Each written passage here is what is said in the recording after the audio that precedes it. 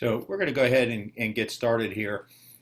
Really want to thank the South Carolina Athletic Trainer Association for having me today and allowing me to speak to you. I'm Dr. Christopher Mazaway. I'm an associate professor at the University of South Carolina School of Medicine, Department of Orthopedic Surgery. I'm fortunate enough to be the chairman of our department here at the University of South Carolina and the medical director for USC Athletics. I've been here in Columbia, South Carolina from 2003. I finished my sports medicine fellowship with Dr. James Andrews and Dr. Bill Clancy in 2003 and was fortunate enough to get a job here at the University of South Carolina. And I can tell you it's been a very special 17 to 18 years here now. Part of the reason that my time here has been so special is the interaction I've had with athletic trainers and the relationships I've been able to develop with athletic trainers.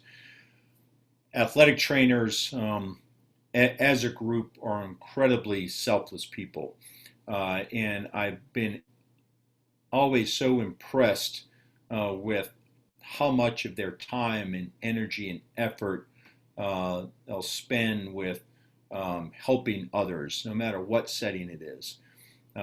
As a medical director and team physician for University of South Carolina, I've been fortunate enough to work with athletic trainers at the college setting at University of South Carolina. I've worked with all the smaller colleges here in Columbia, South Carolina, in the Midlands region. Been fortunate enough to work with a lot of athletes at Coastal Carolina and College of Charleston, and pretty much athletes from every college in the state of South Carolina. I've also been fortunate enough to work with athletic trainers at the high school level. We have a large network here in the Midlands. Work with absolutely amazing athletic trainers at the high school level. I've also been very fortunate to work with athletic trainers in education. In the undergraduate level, our master's degree program here at the University of South Carolina, worked with amazing instructors and teachers. We've also been fortunate enough in our office to have a residency program where we've taught athletic trainers how to become better physician extenders. So whether or not it's at the middle school level or high school level or smaller college level or large college level, in education, I have been absolutely privileged to develop a relationship with athletic trainers who are incredibly hardworking. Again, as a group, are incredibly selfless individuals. I can't think of a better group of individuals that I want to be associated with than athletic trainers. And so I really appreciate the invitation, really appreciate the opportunity to develop relationships with many of you and hope to continue that. We also more recently have been fortunate enough to develop some relationships in the political arena. I'm fortunate enough to be a member of the South Carolina Orthopedic Association, and we've made inroads into trying to develop a better relationship with the South Carolina Athletic Trainer Association that will hopefully allow both of us to do some things from a legislative standpoint. So again, I've been very lucky to work with athletic trainers in a lot of different arenas and hope that will continue for the next hopefully 15, 20, 30 years while I'm in practice. So what we're going to talk about is single sport specialization. And towards the end of this, we're going to focus a little bit more on baseball. So what's the definition of single sport specialization? So classic definition that has been used since 2015 in most articles that you read about, Dr. Jathani defines single sport specialization as intensive year-round training in a single sport at the exclusion of other sports. I think this is a very good definition. It includes a lot of what we're looking for when we talk about single sport specialization. The one issue I have with this definition, and I don't think there's an easy answer to this, is at what age do you cut things off? Are we talking about single sport specialization when you're beginning at 8 years old or 10 years old or 12 years old? Does it include when you're through 15 and 18 years old? At some point, it might be nice to break this down into age groups when we talk about single sport specialization, because I don't know if you talk about a 16-year-old who specializes in a single sport, that's the same as an 8-year-old specializing in a single sport. Alternative criteria for definitions include that athlete chooses a main sport, athlete participates in this sport for greater than 8 months per year, or an athlete quits all other sports to focus on this one sport. What are the factors that drive youth specialization? So there's an article in Sports Health in 2017 that looked at surveyed 235 athletes between 17 and 18 years old. And interestingly, in this article, athletes specialized at a mean age of 8.1 years. Now, that didn't mean that they played other sports, but they really focused on one sport. 31% of the athletes played a single sport. 58% played multiple sports with a preferred sport. More than 70% had collegiate or professional aspirations, no surprise there. And 60% played their primary sport over 9 months per year. That probably is the most telling thing in this article. When you're looking at 7 to 18-year-olds, 60% played their primary sport over 9 months per year. So why have we seen an increase in single sport specialization? So 1976, most of you weren't born at that point, but Nadia Comaneci became a worldwide sensation. At the Olympics, she received a perfect 10, and she was, obviously on the cover of Sports Illustrated, on Newsweek. She became an absolute overnight phenomenon, and this was one of the first times where the world focused on a youth athlete. And what could happen if you focused all of your time and effort trying to be the best you could possibly be at a particular sport. We obviously have all heard about Tiger Woods and the phenomenon of Tiger Woods. There's a lot of known association with Tiger's dad's influence in his development of his golf game and his love of golf. And so there's an example where a father-son relationship resulted in Tiger Woods becoming arguably the one of top 2 or 3 best golfers in the history of the game. Bryce Harper and LeBron James were on the covers of Sports Illustrated. Bryce Harper was 16 here. I think LeBron was 15 or 16 when he was on the cover of Sports Illustrated. So again, it shows that over the years we've developed this tremendous appreciation for our youth athletes and what you can become at a very young age. And then along came the Ball brothers. So this has taken it to another level where you're not just known as a youth athlete for your excellence in your sport, but you're also branding yourself at a very young age. And so the dad, his association with his sons, the development of the basketball skills, which are incredibly good, but also the branding is another reason that sports specialization has become more of a factor.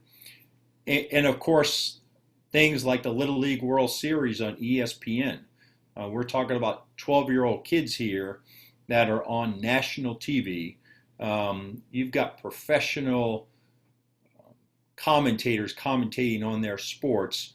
And so at 12 years old, the world is looking at you as an athlete. And you have to perform at a very high level. You don't want to get embarrassed on national and international TV. And so, again, a tremendous focus on our youth athletes.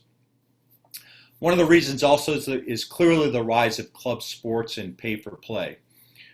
So throughout this talk, I'll give examples of myself and my daughters with regards to single sport specialization. So the girl on the left right there is Molly. That's my youngest daughter. Molly watched her 2 sisters play volleyball growing up, both high school and club volleyball. And from the time Molly could hold a ball, she kind of wanted to play volleyball and became very good at it at a young age. And so at 6 and 7 years old, she was playing on a 10 and 11-year-old teams. At 10 years old, she was playing on the 14-year-old volleyball teams. And at that young age, you kind of get sucked in. The athlete gets sucked in, the parents get sucked in, and it gets hard to escape the trap of year-round sports and single sport specialization. And I'll talk about that a little bit more later. So, how do we define sports success? How do we become good at sports? How do we define success in sports? So clearly in sports you need skill development. Note, I didn't put talent there or in this particular slide. We'll get to that a little bit later on. But you have to have skill development for most sports to become good at them. Again, how much of a role does sports specialization play, and at what age do we have to become specialized in that sport? But club sports have clearly filled in a gap with regards to skill development and sports specialization. So these are all things, again, we're going to go over. I want to go through in the next few slides a couple of books that have become very important when we talk about development of skills. So Benjamin Bloom in 1985 wrote an article or wrote a book on developing talent in young people. And he basically looked at people who were highly skilled and had tremendous achievements in the world of sports and the world of art and the world of science.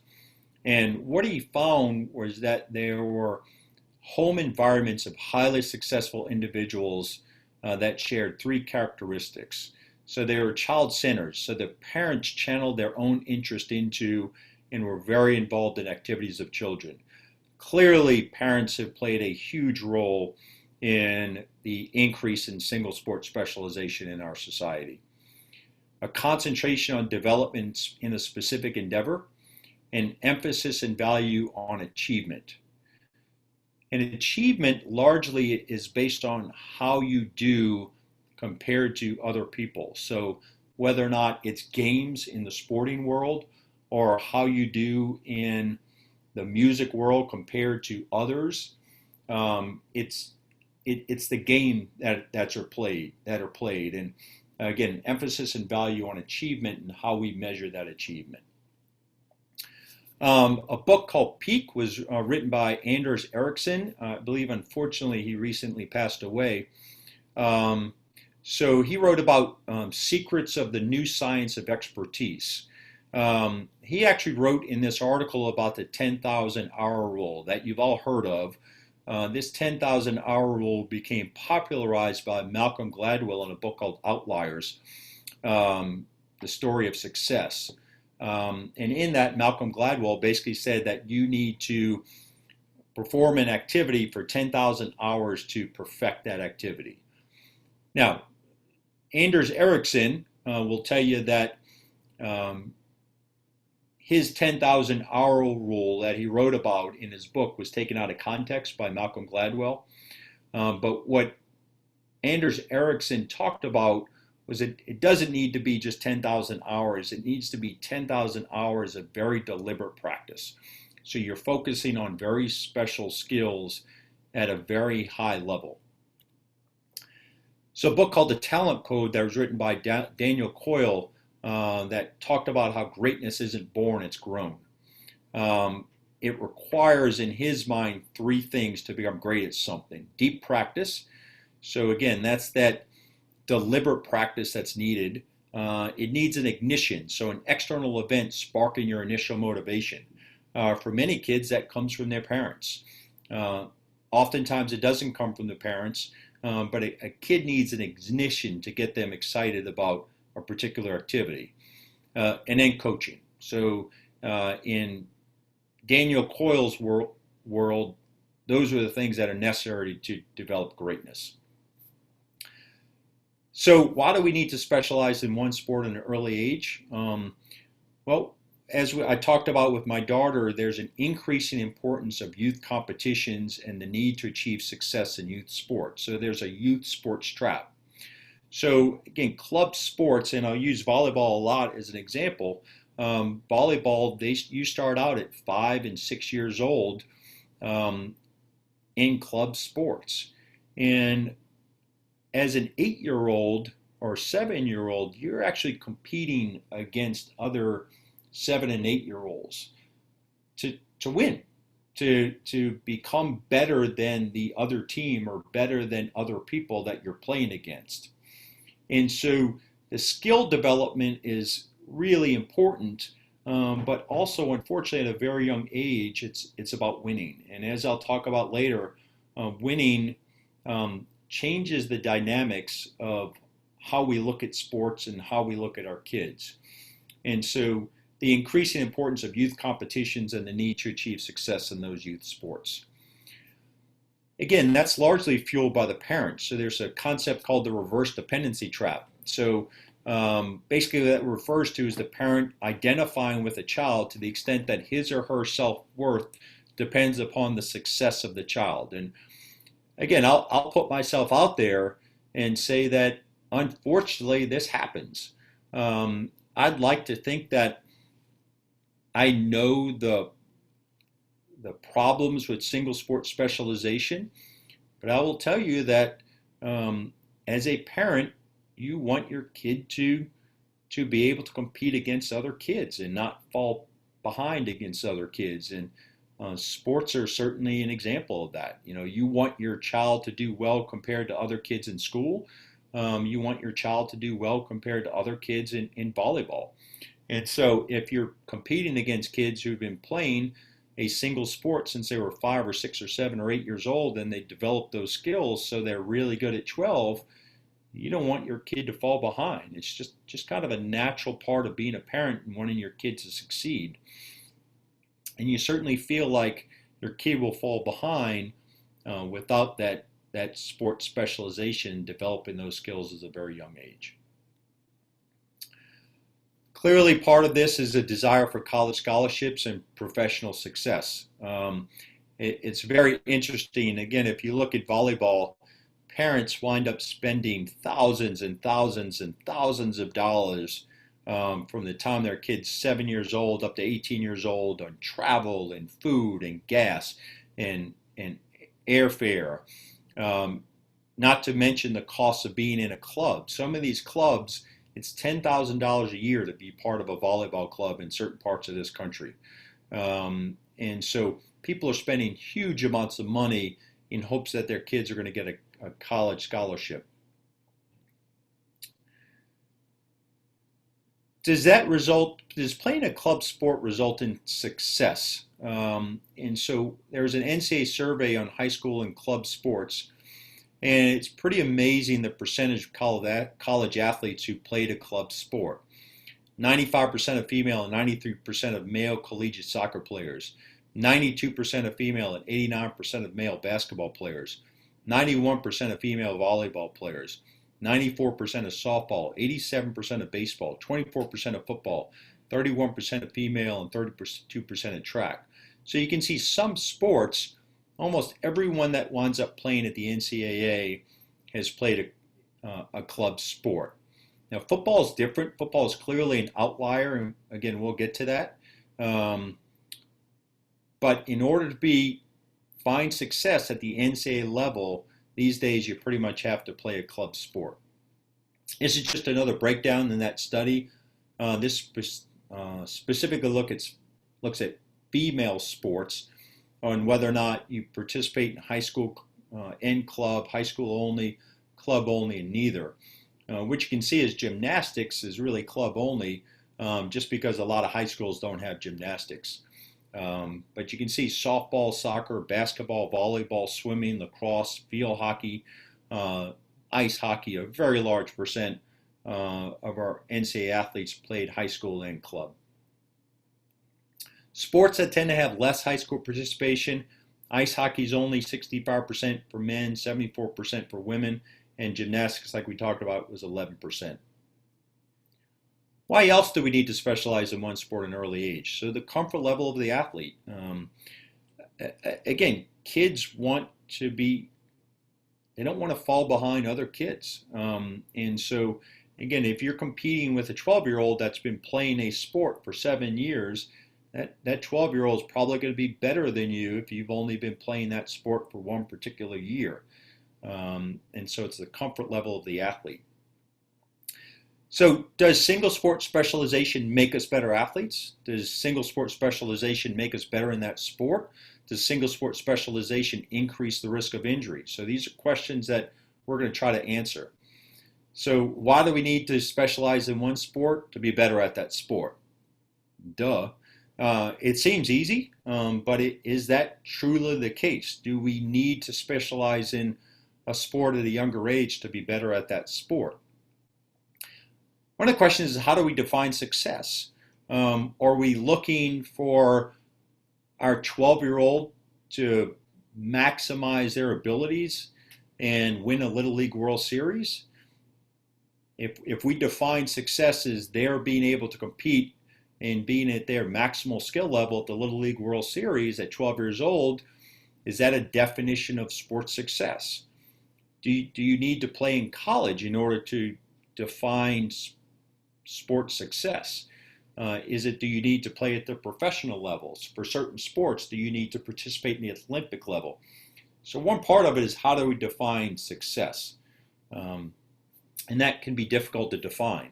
What we do know is it's very hard to find success if we're defining that as playing in college and playing in professional ranks. And so for boys basketball, we know there are over 6 million kids between 6 and 17 years old playing organized boys basketball. When you get to the high school varsity level, that drops down to 541,000. College, there's only 15 to 16,000. In NBA, there's only 440 people playing in the NBA. And so if we're defining our sports success as playing at the professional levels, it's hard to become successful. Boys soccer, again, over 5,400,000 youths between 6 and 17 playing, 268 at Major League Soccer level. So in men's basketball, your chances of going from high school to professional are 0.03%, football 0.09%, baseball is 0.46%. Now, that does include Major League Baseball. That's just baseball in general, including minor leagues. And you can see it's very, very hard to go from the high school to professional level. How do we define an athlete? So Franz Bosch has written a lot about strength training and coordination and an integrative approach to that. And I'm just going to go ahead and read this. So learning a movement does not mean learning how to perform in an ideal manner, which is fragile and only usable in a single environment, but how to apply numerous variations on a theme in order to create a movement plan that can withstand a variety of environmental perturbations. And so I'll use an example as a football place kicker. So a football place kicker is very, very good at their particular skill, but I don't think many of us would say a football place kicker is a great athlete. And most of them will tell you that they're not great athletes. Is a golfer an athlete? You know, a golfer is great at learning particular movements and skills, but do we define them as great athletes? And so, again, part of this is the definition. Does single sport specialization make us better at that sport? There's some confusion there. There was a 7-year study of German athletes in 7 Olympic sports selected to train at a young age. Only 0.3% of them eventually ranked among the 10 best international senior athletes. So their conclusion in this particular article, which is out of Europe, is that early, high-intensity sports-specific training and involvement in sports talent programs at a young age is not necessary for international level success. Study out of Russia, looking at Russian swimmers who specialized before 11 years old. They actually spent less time on the national team and retired earlier than those who specialized later. So we have this concept, especially in Europe and Asia and other countries, of they're finding and developing these talents at a very young age, but a lot of times that doesn't necessarily hold. Another article looking at elite athletes by leader. So elite athletes were more likely than non-elite athletes to begin intense training after 12 years old and were more likely to play multiple sports in the developmental years. So here's an article that tells you that elite athletes actually start later and don't specialize in their sport at a younger age. What about Division I athletes? So there's an article that looked at the study of Division I athletes at a single university. 70% did not specialize in their sport until at least 12 years old. 88% participated in more than one sport. So what they found was that university athletes specialized at an older age compared to students at the same university who were not university athletes. They also interestingly found that 40% had a parent who competed at university at professional level. Now, is that because of their genetics?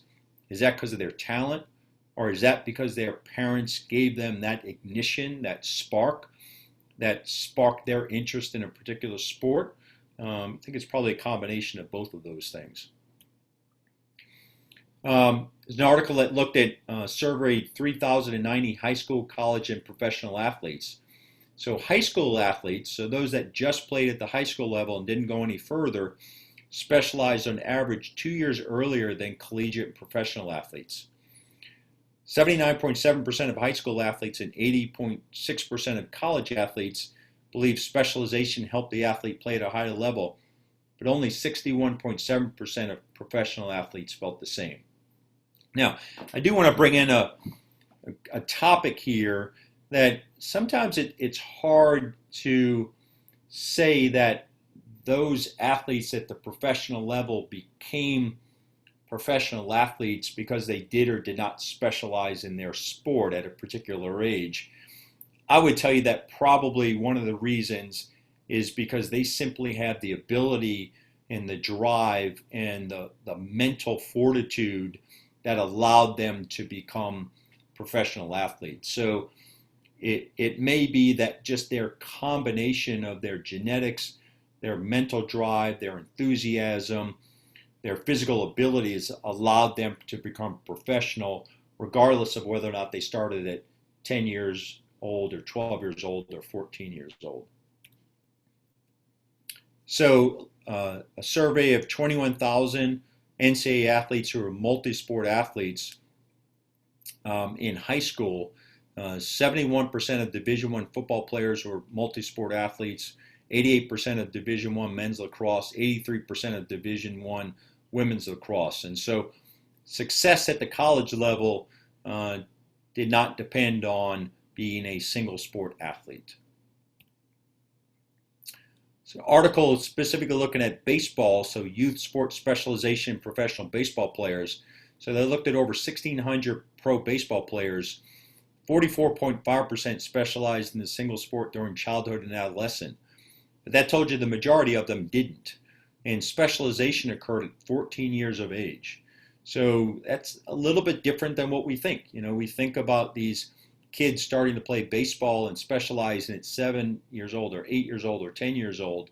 But this was a recent article, came out in 2020, that showed a majority of them didn't specialize until 14. Now, is that good? Maybe that's bad. Maybe we don't want them to specialize until they're 16 or 17 years old. I would tell you that 14 sounds pretty good to me compared to what I thought that number might be. In that same article, they looked at major league players who grew up outside of the United States to see if the United States was different. It's very interesting. The players who grew up outside of the United States actually specialized at 12.3 years compared to 14 years for U.S.-born players. And an interesting other tidbit in this article is 55.4% of non-U.S.-born major league players would want their children to specialize in one sport, but only 7.1% of U.S.-born major league players want their children to specialize. So I thought that was very, very interesting on a lot of different levels. We know that if we looked at the 2017 NFL draft, 30 of the 32 first-round draft picks were multi-sport athletes in high school. Now, I think football is different because football typically is not a year-round sport, and those football players who got drafted in the first rounds they're just exceptional athletes. So they can pick up a basketball and be very good at basketball. Many of them are good baseball players, lacrosse players, and so these are exceptional athletes. And also, football is a different type of a sport. Actually, 14 of the 32 were three-sport athletes. Many of them ran track and field, and so a little bit easier for football to do that. We clearly know that all sports are not the same. So, looking at that survey of over 21,000 NCAA athletes who specialized by age 12, 87% were female gymnasts, 68% of male soccer players specialized by age 12, 66% of Division I men's tennis, and 75% of women's tennis. There are sports, especially gymnastics, that you need to be very good at a very young age, just based on the nature of the sport. And so if you don't specialize in gymnastics till you're 14 years old, you're probably not going to succeed and get to very high levels.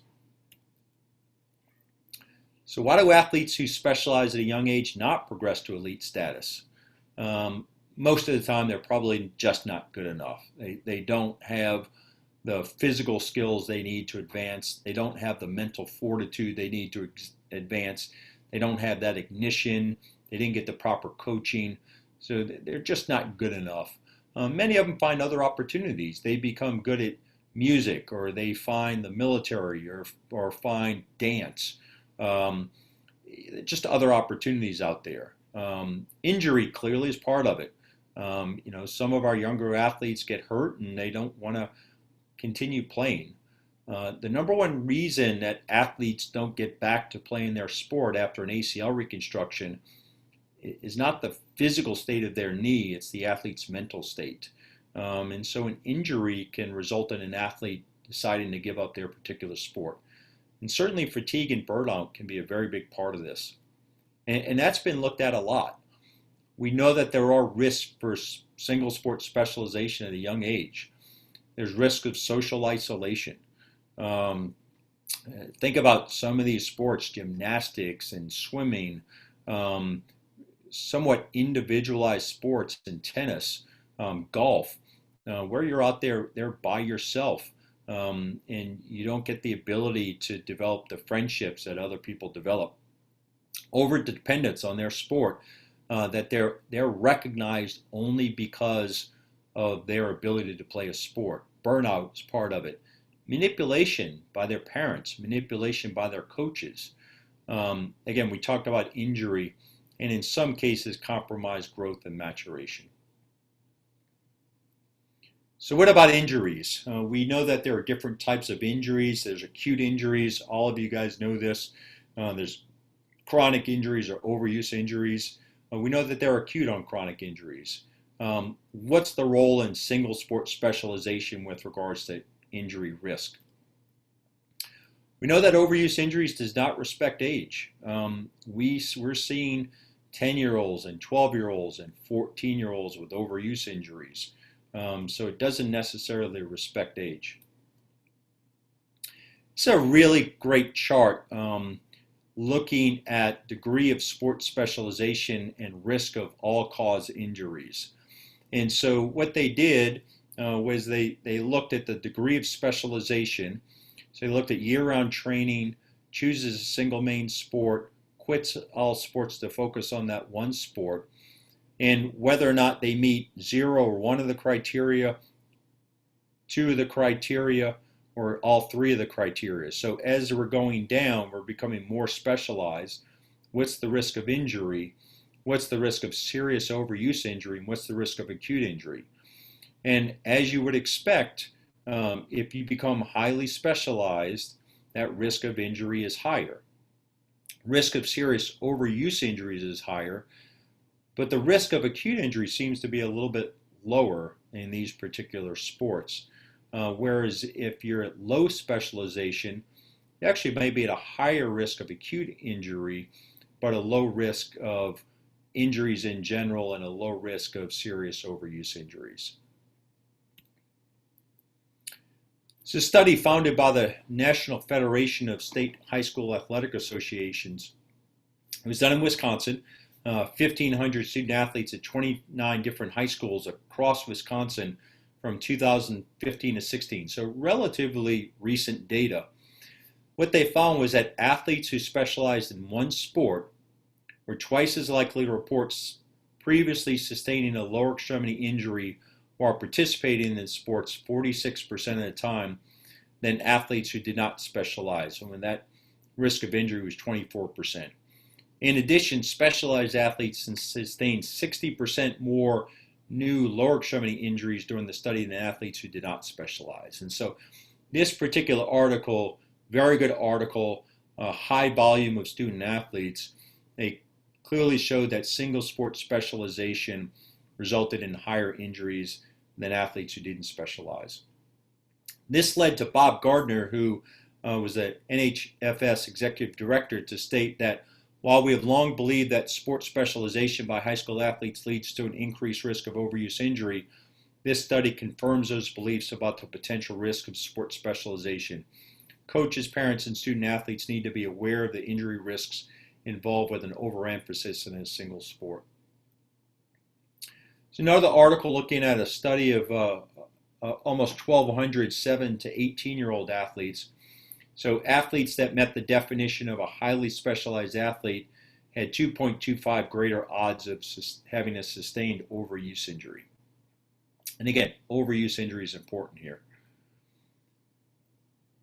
So what are the risks of these injuries? What increases the risk of injury? So simply increased exposure to a sport. So high volume training has a positive linear relationship to adjusted injury risk in high school athletes. And that certainly makes sense. If you're playing a sport, 12 months out of the year versus 6 months out of the year, you're just participating in that sport, that increases your risk of injury.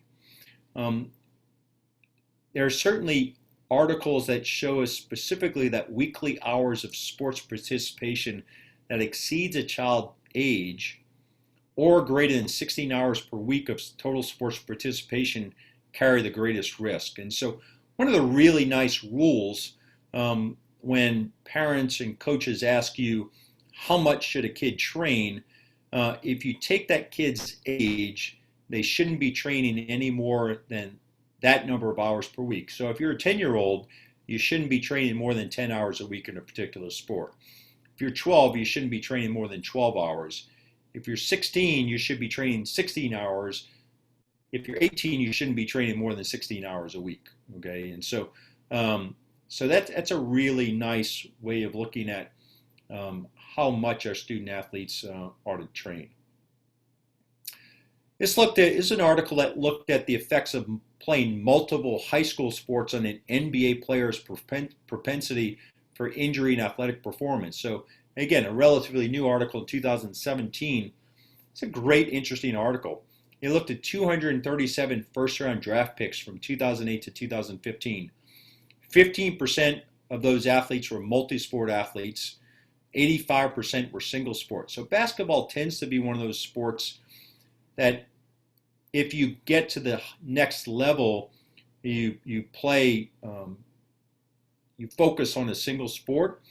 And so they looked at this, and what they found was that the multi-sport athletes, those 15%, actually played a greater percentage of total games and were less likely to sustain a major injury.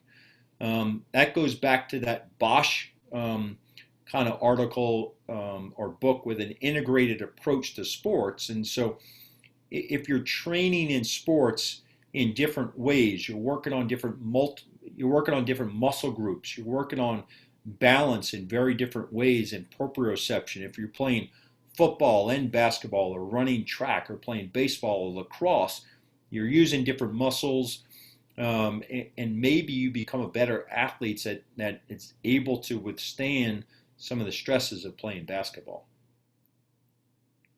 It's a really interesting article on a different kind of a topic. So looking at socioeconomic factors for sports specialization and injury in youth athletes. So what we're seeing, and this is a very unfortunate part of the direction that our youth sports are heading into, it's really expensive to play youth sports right now. Again, I talked about how expensive it is for club volleyball. And unfortunately, some of our kids are being excluded from playing sports because it's just so expensive. So, this is an article out of Sports Health in 2018 that looked at high socioeconomic status athletes reported more serious overuse injuries than low socioeconomic status athletes. So, why was that? They felt that potentially this was due to higher rates of sports specialization, more hours per week playing organized sports, and higher ratio of weekly hours in organized sports to free play, and greater participation in individualized sports. And so, um, again, a different kind of an approach to looking at single sport specialization that I thought was interesting. So we know that type of player is really important. And just to go back to that previous article, it looked at more hours per week playing organized sports, or higher ratio of weekly hours in organized sports to free play. And so this looked at a study of 1,200 athletes. So if the ratio of organized sports to unorganized free play was greater than 2 to 1, there was a higher risk of serious overuse injury. So part of that is self-regulation. And so your risk of injury is very much associated with the way that you're playing at your sport, how you're expected to play in that sport,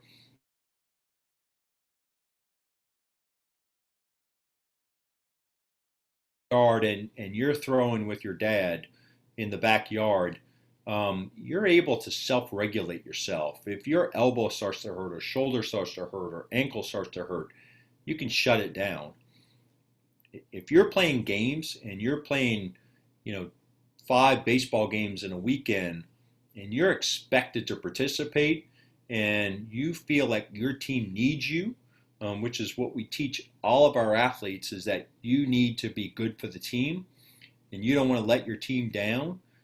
It's very hard to self-regulate. If you have an elbow pain or shoulder pain, or again ankle pain, if you're playing in a weekend tournament, you're less likely to pull yourself out. Organized sports demands winning. And again, that's what I was referring to earlier with regards to my daughter in volleyball. Is it at 8 years old and 9 years old, we're putting our kids in these tournaments. These tournaments aren't necessarily the best thing for our kids' skill development, because you want to win. It doesn't matter if you're 7 or 10 or 15, you want to win. It's just ingrained into us that you want to win.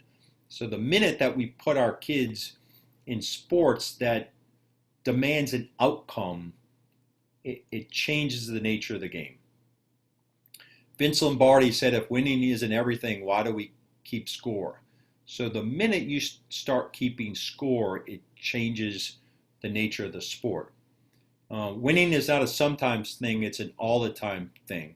We don't win once in a while. If you don't do things right once in a while, you do them right all the time. Winning is a habit. Unfortunately, so is losing. He was also quoted as saying, the harder you work, the harder it is to surrender.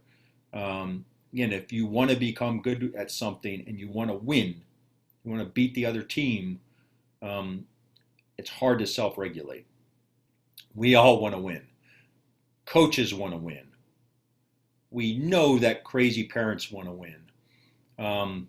Great cartoon. The reason they can play that good is their parents aren't yelling at them from the sidelines. So I love this cartoon. My kid is better than your kid. I'm an elite parent with an extra elite kid. That goes back to that reverse dependency. As a parent, you're basing your ability to be a good parent on whether or not your kid has success. And it doesn't matter if your kid's 7 years old or 8 years old or 13 years old. You want your kid to be able to compete, um, and be comparable or better than the other kids. I like this also on the kid's hat. I'm great. So crazy parents want to win. This is from Rants from Mommyland. So the Little League parent pledge, I will not be an a-hole, even when the umpire is wrong. And so we've all seen those parents out there. And we know that kids want to win. It's just ingrained into us the minute that you start keeping score, you want to win, and you'll play through injury. And that may be fine if you're 15 years old or you're 20 years old or you're 25 years old. Is that okay for our 8-year-old? Is that okay for our 9-year-old, 10-year-olds? So what makes sports specialization a risk versus a diversified sports experience? So specialized athletes are more likely to have year-round exposure to a single sport. Again, if you're specialized in a sport, you're more likely to play year-round. That gets into this concept of periodization, and you guys are all knowledgeable about periodization. So it's a plan for conditioning based on manipulation of the frequency, duration, and intensity of the work that an athlete does during various periods of an athletic season. So we know that periodization involved active rest, off-season, a general preparation phase, preseason or specific preparation phase, early season, so that early competitive phase, and then late season, that peaking phase. Well, if you're playing baseball 9 to 10 months out of the year, or softball or volleyball, it's hard to periodize. And so this may be one of the single biggest reasons why we see increased injuries in our younger athletes is because we don't have that ability to go through periodization. What makes sports specialization, again, a risk versus a diversified sports experience? So we just talked about specialized athletes are more likely to have year-round exposure to a single sport. Repetitive technical skill development. Again, if you're doing the same maneuver over and over and over and over again, you're exposing those soft tissues and sometimes the bony tissues to a lot of stresses, but you're also not developing your other muscles or other soft tissues, or you're not benefiting your proprioceptive skills. And so in many senses, you're not becoming a better athlete. Same concept, lack of diversified training, repetitive high-risk mechanics, increased competition, and then mental fatigue. Does single sport we know that single sport specialization likely makes younger athletes better at their sport at a young age. Okay, I think that we can say that if you start playing volleyball when you're 7 years old, you're likely to be better at volleyball when you're 12 years old compared to the kid that picks it up when they're 11.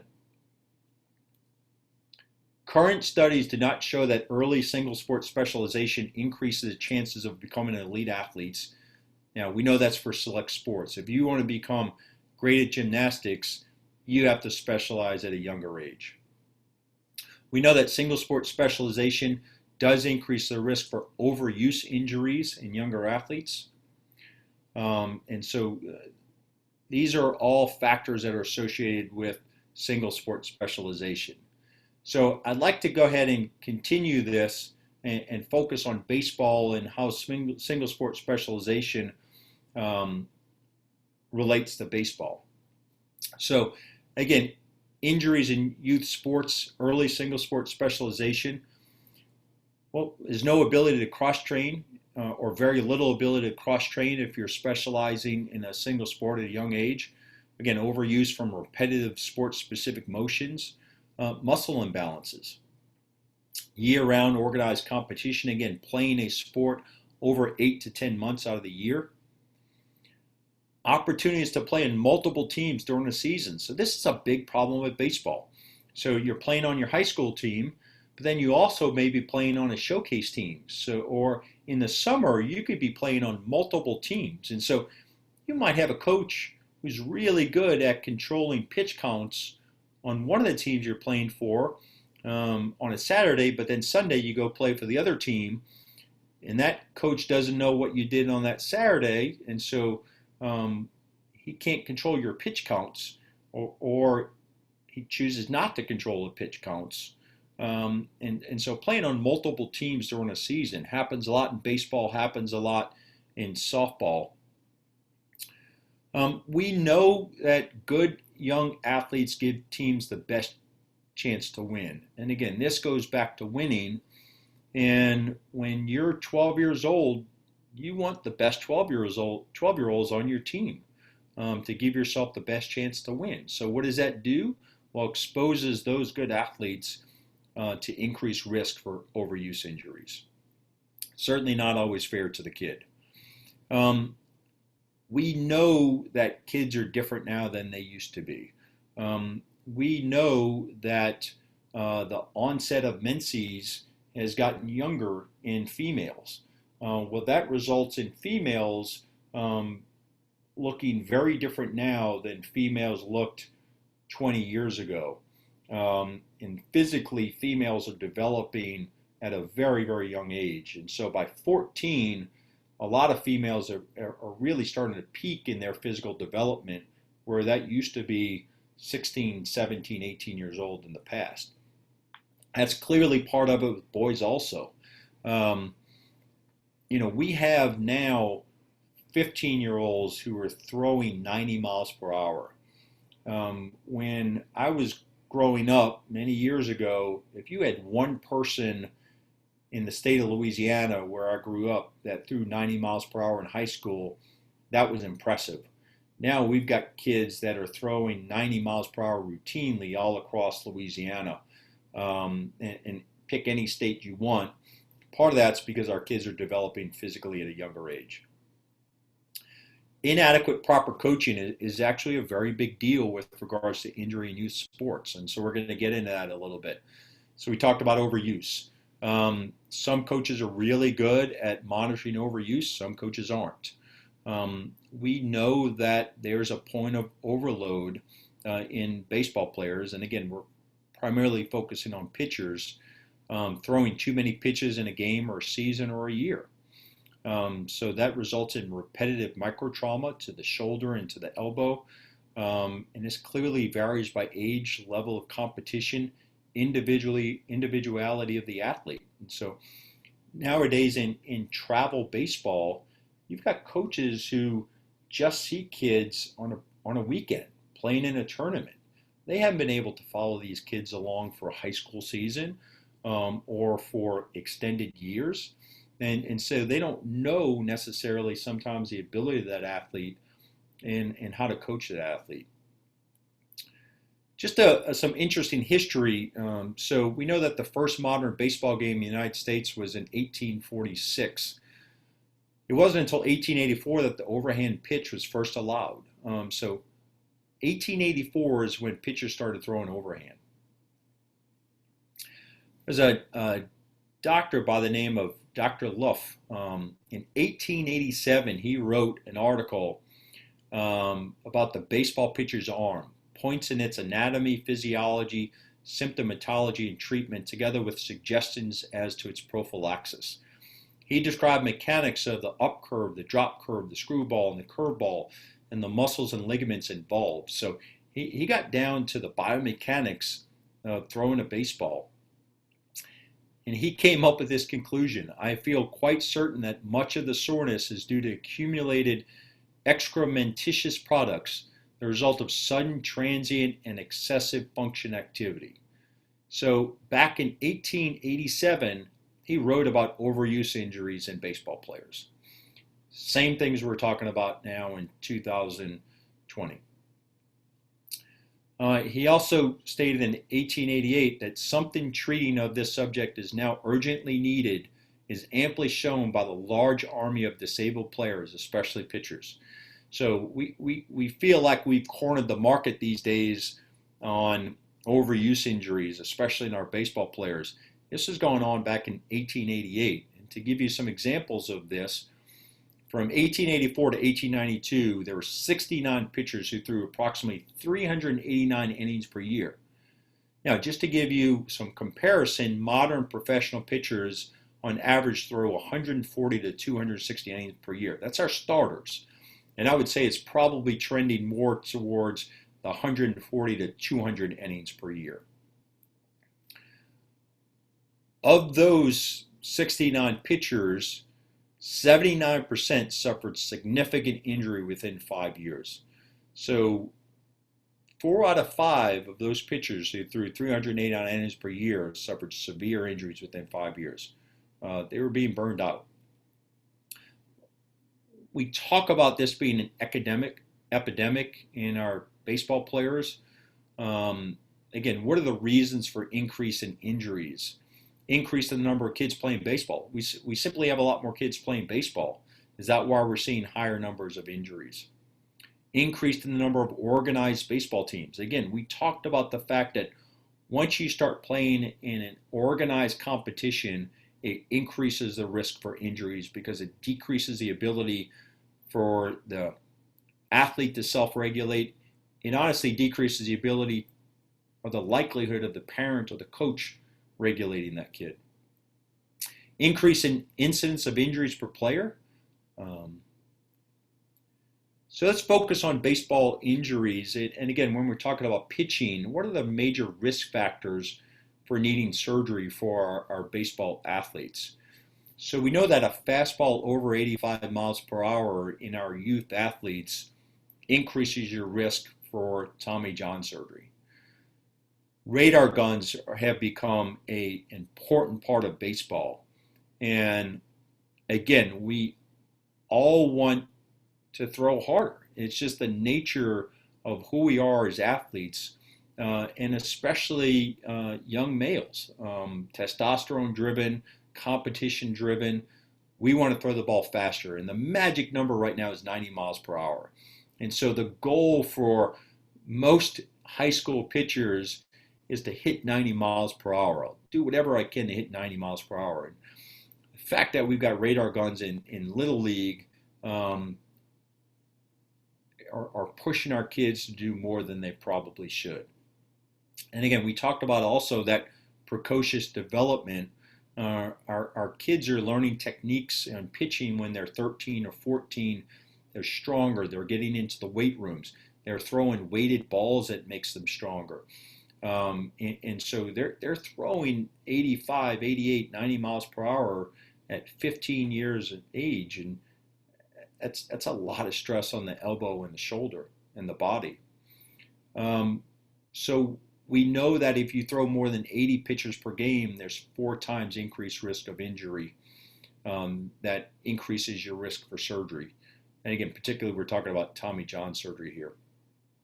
We know that pitching over 8 months per year, 5 times increased risk for injury. So really we talk about need a minimum of 3 months off from throwing. It doesn't mean you sit on your butt for 3 months, but really need 3 months off from throwing.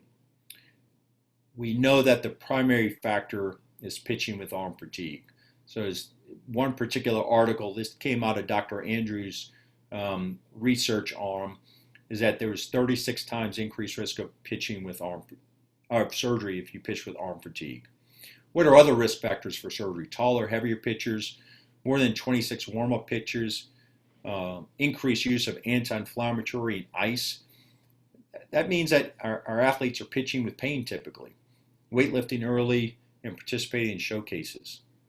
So what's the number one risk factor for injuries is fatigue. Again, we talked about organized sports, our inability to self-regulate. Our pitchers are pitching when they're tired. It changes their biomechanics, increases the stresses on their shoulder and elbow, ultimately results in injuries. So what are our problems? Multiple teams within a season, year-round baseball. Pitching coaches can be great. They can be a problem. Showcases and radar guns. But what about fatigue? Again, let's focus on that. So fatigue is the amount of work performed. And so number of pitches or intensity of pitches. I'll say this is a factor. So the intensity of pitches. You're throwing a pitch with the first game of a high school season, no one on, first inning.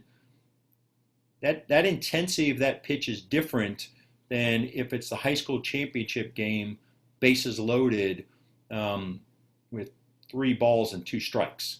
And so it's not just the number of pitches a pitcher throws, but it's the intensity of pitches. And how many of those high intense pitches are you pitching per game, per week, per season, per career. Inadequate rest can certainly be a part of that. A breakdown in the kinetic chain of biomechanics. That's one of the really critical things that all of you should be doing as athletic trainers.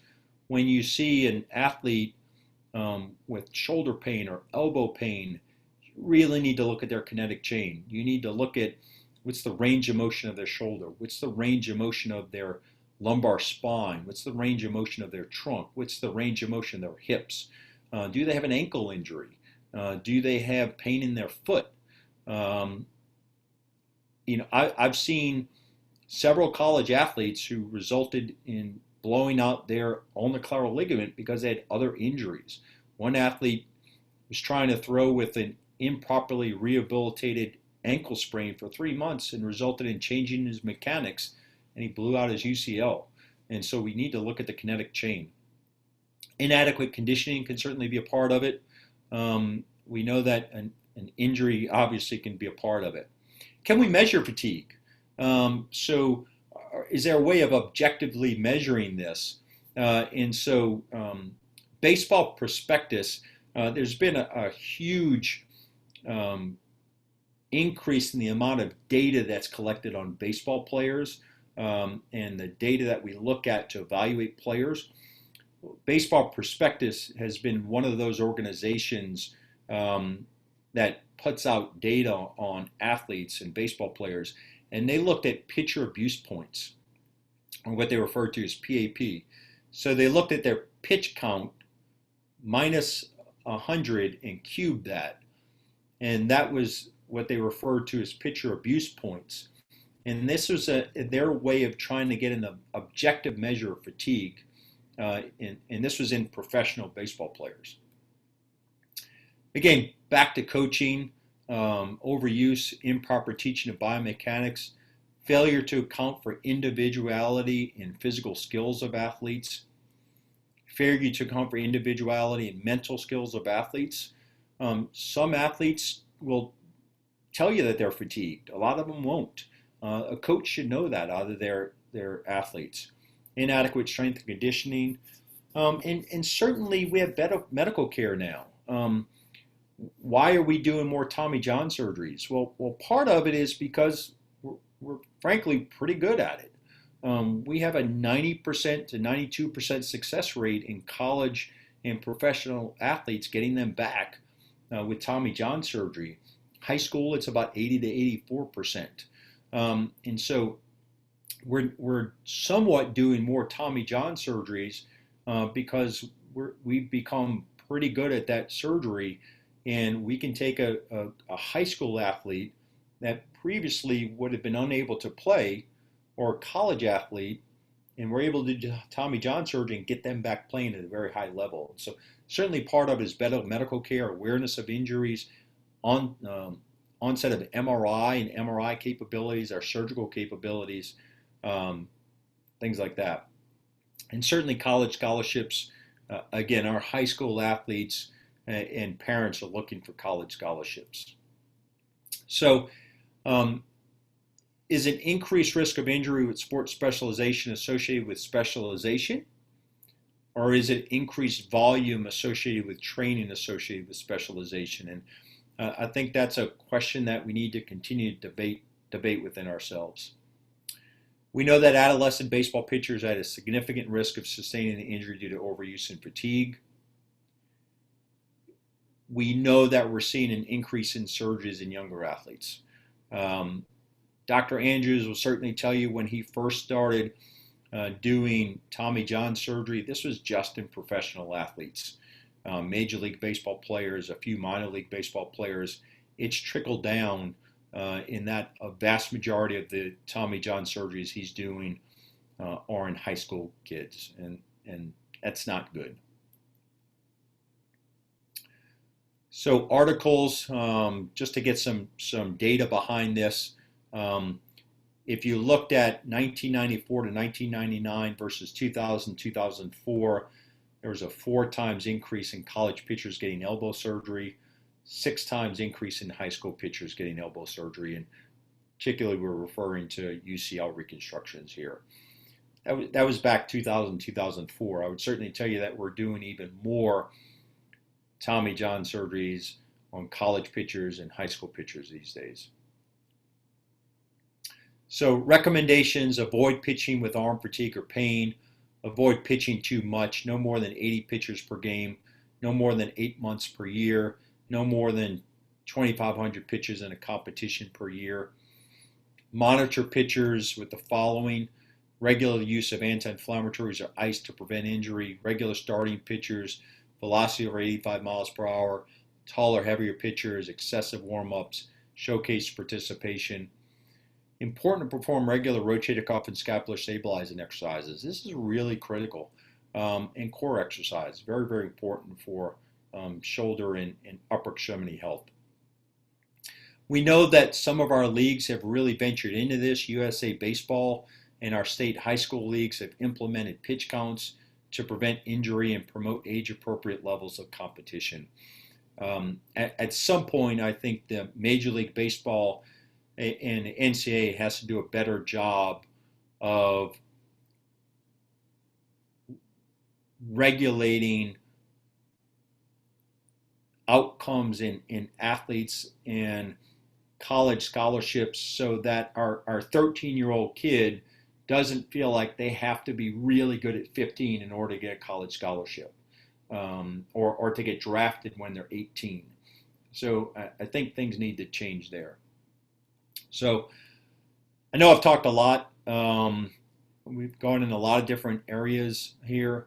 But I greatly appreciate the invitation by South Carolina Athletic Training Association to have me talk about single sport specialization. Certainly, I'm seeing way too many young baseball players that have a lot of issues and problems with their shoulders and elbows. I wish I didn't have to see all those young athletes. Hopefully, we can all do our part in preventing our athletes from getting hurt. It's going to be a part of it. We know that, but hopefully we can play our role in this. And so, again, thank you very much and have a great day.